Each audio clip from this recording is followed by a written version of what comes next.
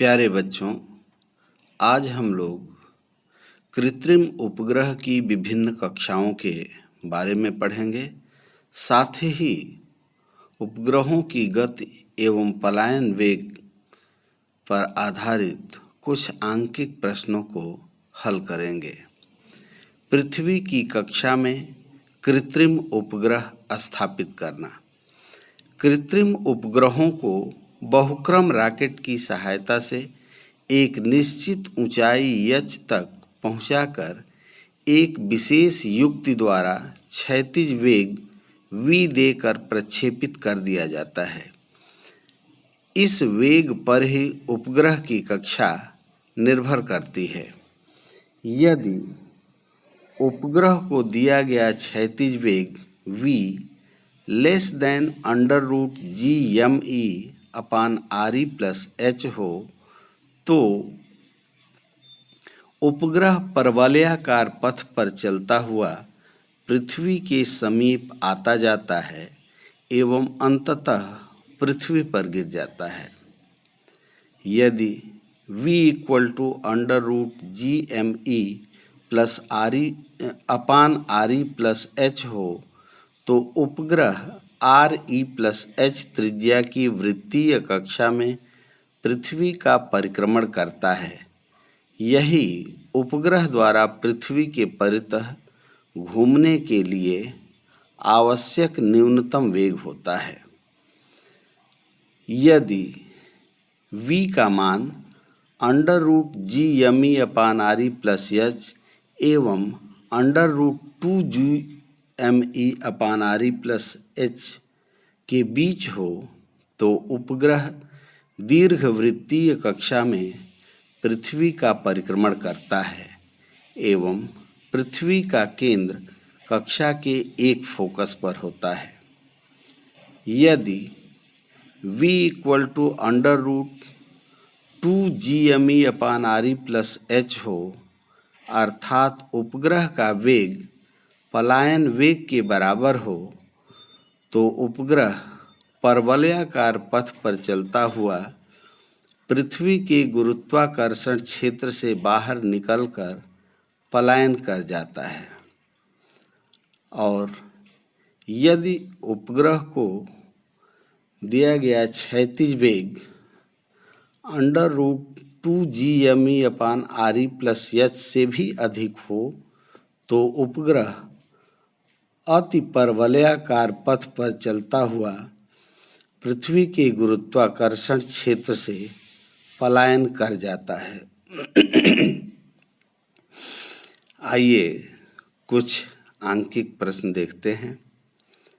Question number 1, पृथ्वी के समीप परिक्रमण करते उपग्रह की कक्षीय चाल क्या होगी जब पृथ्वी की त्रिज्या RE = 6.4 × 10⁶ मीटर एवं गुरुत्वीय त्वरण G 10 मीटर/सेकंड² है।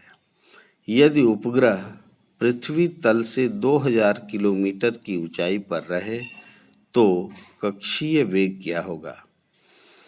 पृथ्वी तल के समीप परिक्रमण करते उपग्रह का कक्षीय वेग v √GME/RE या =√GRE। G तथा RE का मान रखकर हल किया जाए तो v का मान 8 किलोमीटर प्रति सेकंड प्राप्त होता है। यदि उपग्रह की पृथ्वी तल से ऊंचाई h 2000 किलोमीटर हो तो कक्षीय वेग v √GME/RE+H या v √RE/G/RE+H।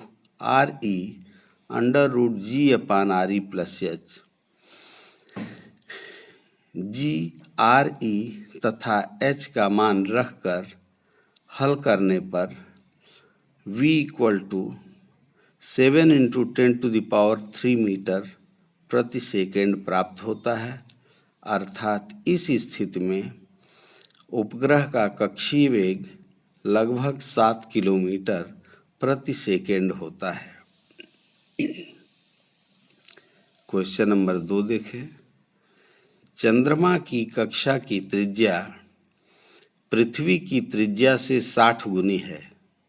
पृथ्वी पर मुक्त रूप से गिरने वाले पिंड का त्वरण चंद्रमा के पृथ्वी की ओर दिष्ट त्वरण से कितने गुना बड़ा है? पृथ्वी पर मुक्त रूप से गिरते पिंड का त्वरण G इक्वल टू GME/RE², जहाँ ME पृथ्वी का द्रव्यमान एवं RE पृथ्वी की त्रिज्या है।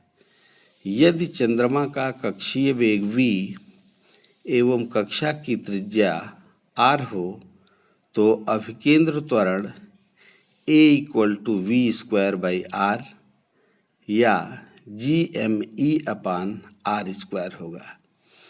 लेकिन प्रश्न में दिया गया है r इक्वल टू 60 RE, अतः A equal to GME/60 RE²। समीकरण 1 और 2 से G और A का अनुपात लगभग 3600 प्राप्त होता है, अर्थात गुरुत्वीय त्वरण का मान चंद्रमा के पृथ्वी की ओर दिष्ट अभिकेंद्र त्वरण A का 3600 गुना होता है। क्वेश्चन नंबर 3 देखें। कोई पिंड पृथ्वी तल से किस वेग से प्रक्षेपित किया जाए कि 4RE के बराबर ऊंचाई तक पहुंच जाए, जहां RE पृथ्वी की त्रिज्या 6400 किलोमीटर एवं गुरुत्वीय त्वरण G बराबर 9.8 मीटर प्रति सेकेंड स्क्वायर है। मान लीजिए v वेग से प्रक्षेपित करने पर पिंड h इक्वल टू 4RE ऊंचाई तक जाता है, तब पिंड की गतिज ऊर्जा half mv² equal to mgh/1 + h/RE या v² equal to 2gh/1 + v² equal to 2gh/1 + h/RE equal to 8gRE/5 होगा।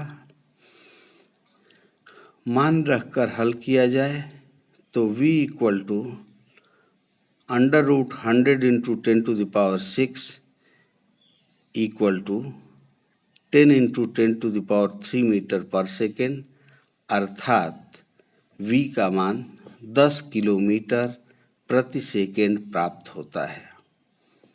क्वेश्चन नंबर 4 देखें। एक ग्रह की त्रिज्या r चंद्रमा की त्रिज्या rm से 4 गुनी है। यदि चंद्रमा तल पर गुरुत्वीय त्वरण Gm इक्वल टू G/5 हो, जहाँ G ग्रह पर गुरुत्वीय त्वरण है, तो ग्रह के तल पर पलायन वेग क्या होगा?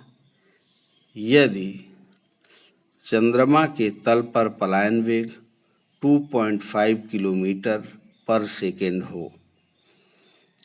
मान लीजिए कि ग्रह पर पलायन वेग VE इक्वल टू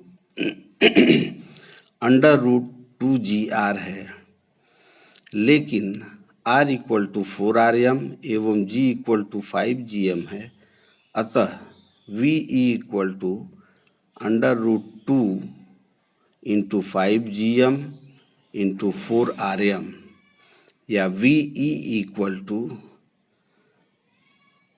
2rmgm × 20 होगा। लेकिन 2rmgm प्रश्न में दिया गया है 2.5 किलोमीटर प्रति सेकेंड, अतः VE इक्वल टू 2.5 × √20 या हल करें तो इसका मान प्राप्त होता है 11.18 किलोमीटर पर सेकेंड। यही उस ग्रह पर पलायन वेग का मान होगा। क्वेश्चन नंबर 5 देखें।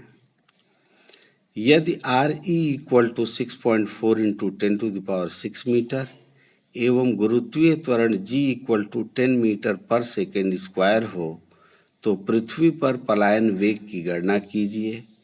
यदि पिंड का द्रव्यमान 5 किलोग्राम हो तो इसके लिए आवश्यक पलायन ऊर्जा क्या होगी? पलायन वेग VE इक्वल टू √2GRE। इसे हल किया जाए तो पलायन वेग VE इक्वल टू लगभग 11.3 इंटू 10⁻³ मीटर पर सेकेंड प्राप्त होता है। पलायन वेग से पिंड को प्रक्षेपित करने के लिए पिंड को दी गई गतिज ऊर्जा अर्थात पलायन ऊर्जा इक्वल टू ½ mve² होगा। प्राप्त VE का मान इस समीकरण में रखकर हल किया जाए तो पलायन ऊर्जा 3.2 इंटू 10⁸ जूल प्राप्त होती है। बच्चों, आज के लिए बस इतना ही। धन्यवाद।